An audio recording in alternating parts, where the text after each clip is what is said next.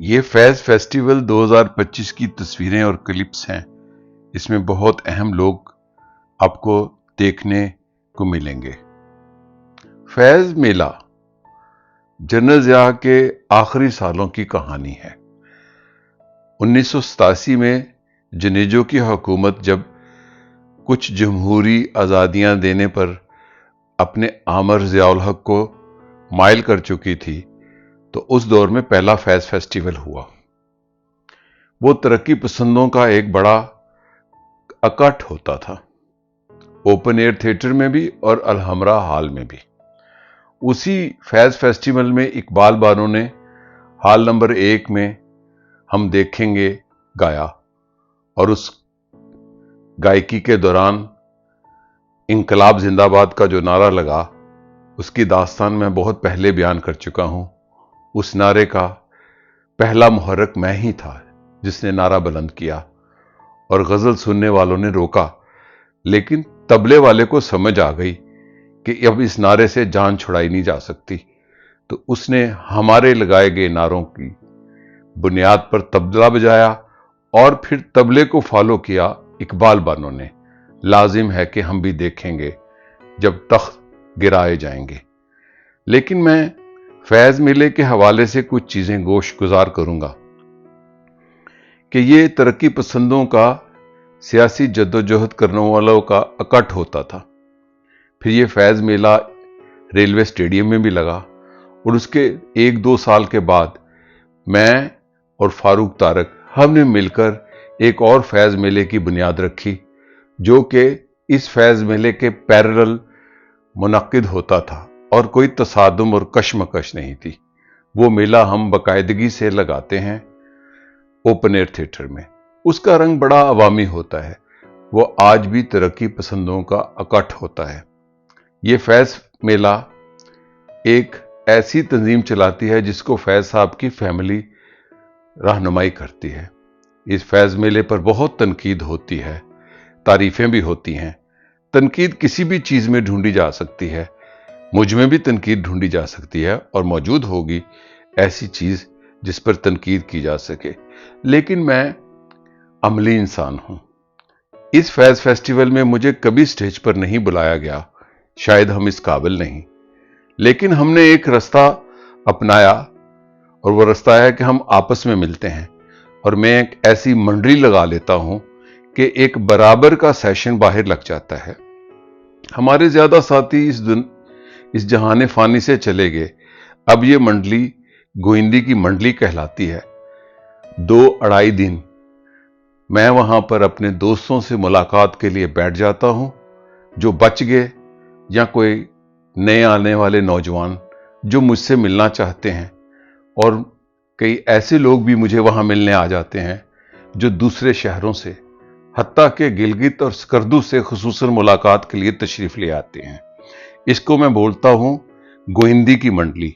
सारा दिन लतीफे, कहके, वाकयात, दास्ताने, सब कुछ होता है। पिछले 10-12 सालों से गोइंदी की ये मंडली अब फैज़ फेस्टिवल की एक रवायत बन गई है।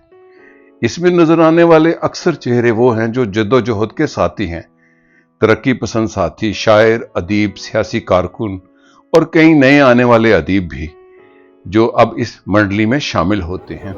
चाय के दौर चलते हैं, हलीम, भटूरे, बहुत कुछ, लेकिन वाकयात, दास्ताने शेर होती हैं।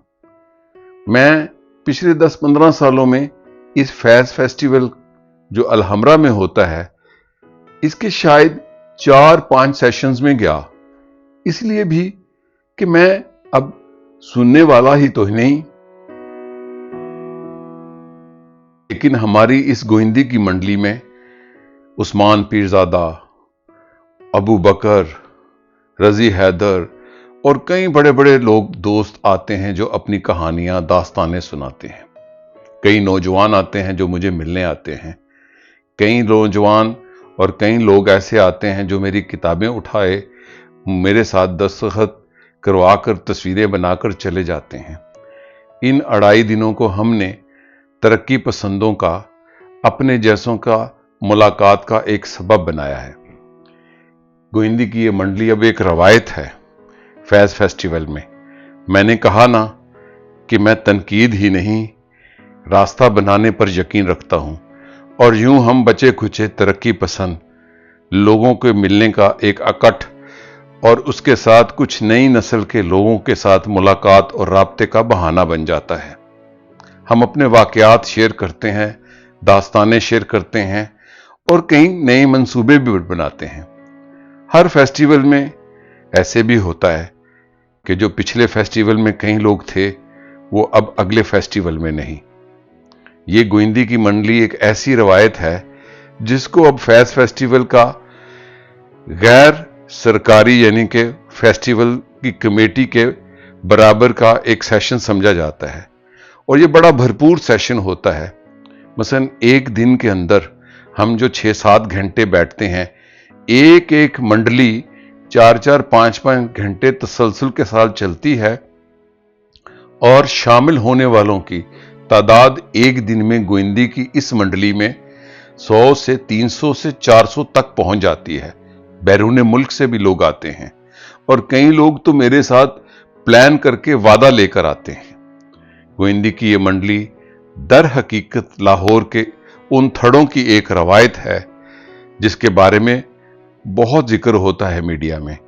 हम चूंकि थड़ों की सियासत करने वालों में शामिल रहे हैं और अभी भी हैं, वो हम ही थे जो लाहौर के थड़े सजाते थे और अभी भी सजाते हैं।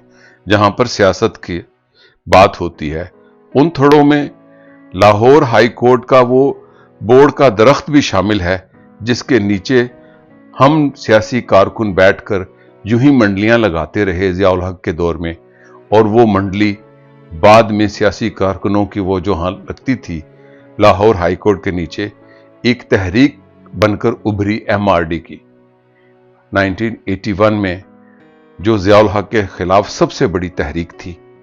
इसी तरह गोइंदी की ये मंडली जो फैज़ फेस्टिवल में लगती है हर साल, जब ये फैज़ फेस्टिवल होता है, राब्तों, नई ख्वाहिशों, नए मंसूबों का दर हकीकत एक हल्का फुल्का सा प्लान भी बनता है। मुलाकात का बहाना कि मैं अगर इस फेस्टिवल में 700-800 ऐसे लोगों को मिलता हूं जिनको साल बाद मिलना होता है, तो मैं 700-800 लोगों को अगर मिलने जाऊं तो मुझे 1 साल चाहिए। इस तरह सुनने और सुनाने का मौका मिलता है, शेयरिंग और लर्निंग का मौका मिलता है। ये सेशन एक भरपूर सेशन होता है, और इसका हुस्न ये है कि ये अवामी सेशन होता है। इसका कोई डिसिप्लिन नहीं, इसका एक ही डिसिप्लिन है, वो है गोइंदी की मंडली, कि इसको मैं और मेरे चाहने वाले दोस्त मिलकर बर्पा करते हैं, और लोग पूछ कर आते हैं कि फर्रुख सुहेल गोइंदी कहाँ बैठा है, इसलिए कि मैं उस जद्दोजहद करने वाले कारवां के आखिरी लोगों में से शायद अब रह गया हूं जो 40-50 साल से इस शहर की सियासी तहरीकों में सरगर्म रहे। ज्यादातर चेहरे इस जहान फानी से दूर हो गए। ऐसे ऐसे लोग जो दूसरे शहरों से इस महफिल में शामिल होने के लिए आते हैं, साल भर इंतजार करते हैं इस मंडली का।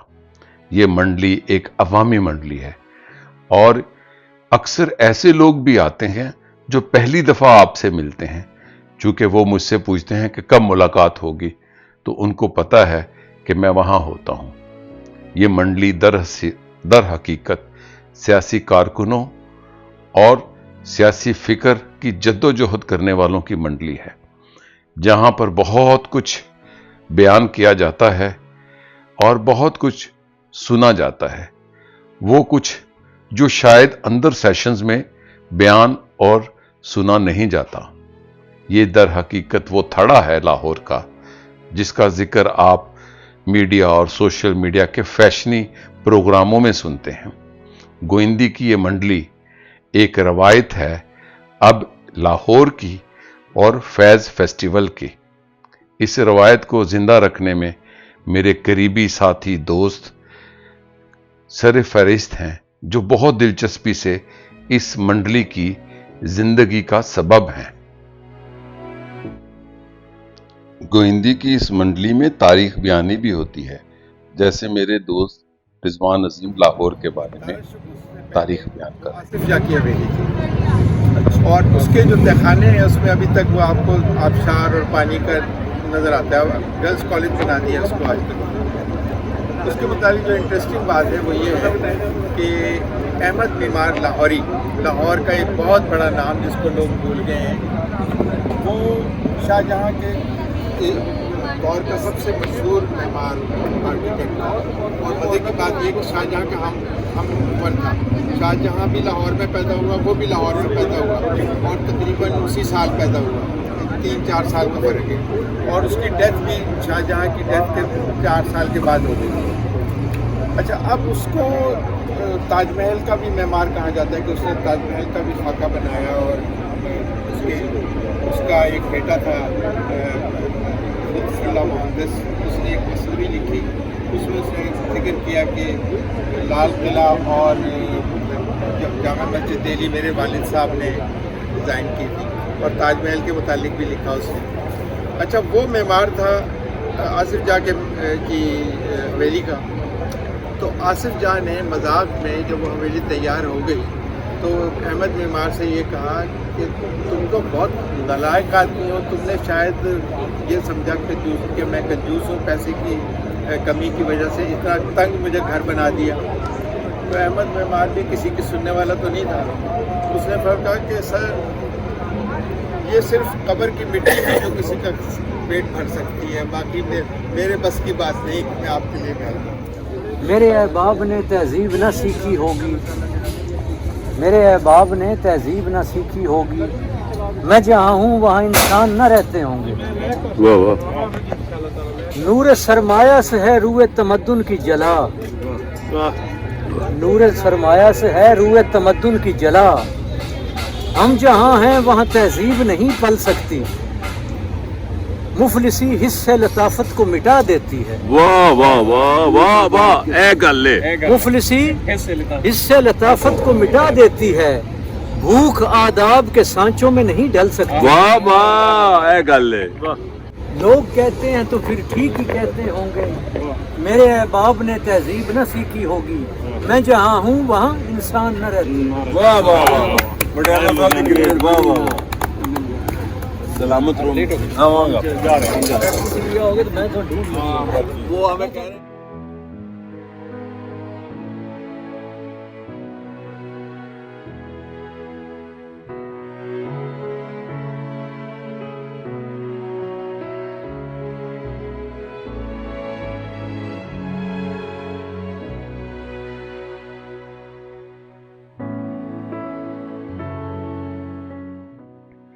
فیض فیسٹیول کی آخری شام اور گوئندی کی منڈلی کے آخری لمحے تھے. میرے کاندھے پہ کسی نے ٹھونکا. میں بولے جا رہا تھا. پیچھے دیکھا تو سلیمہ ہاشمی تھی، فیض صاحب کی صاحبزادی. اپنے ہاتھ میں گلاب کا پھول لیے مجھے عطا کرنے آئیں اور گوئندی کی منڈلی اختتام کو پہنچی.